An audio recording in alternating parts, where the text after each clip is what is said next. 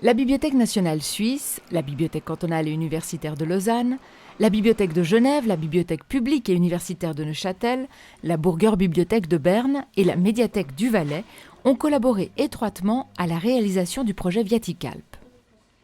Grâce à elle, des milliers d'images et de récits de voyages du XVIe au XIXe siècle ont été numérisés en haute résolution.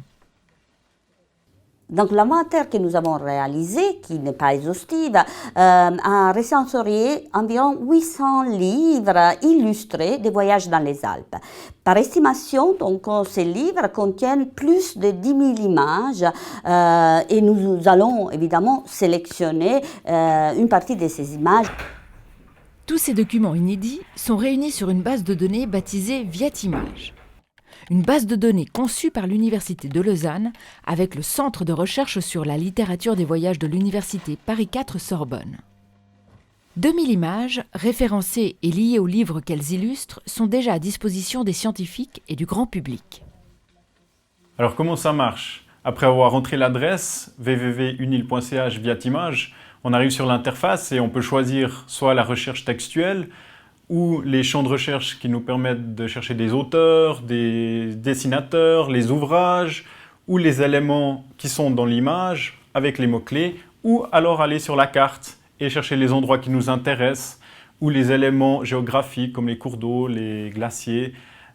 Et une fois cette recherche effectuée, on arrive sur la carte, des points sont affichés et on peut explorer, aller en Suisse romande, en Suisse allemande, etc. selon la recherche qu'on a faite, sélectionner les points et arriver ensuite sur la description de l'image, les légendes, le texte de l'auteur, pouvoir zoomer dans l'image, aller regarder les détails, retrouver où est-ce qu'elle se trouve exactement, avoir des liens sur les biographies des auteurs, des dessinateurs. Alors en dessous de l'image, on a justement le texte de l'auteur qui est accessible, plusieurs pages par PDF. Et on peut ensuite accéder aussi sur l'ouvrage en ligne complet, par exemple sur Google Books ou d'autres interfaces de bibliothèque. En créant cette base de données, il faut bien prendre conscience qu'on changeait complètement la nature de ces images.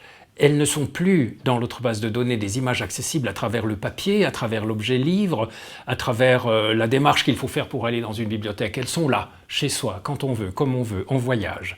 Mais aussi, elles apparaissent sur un écran.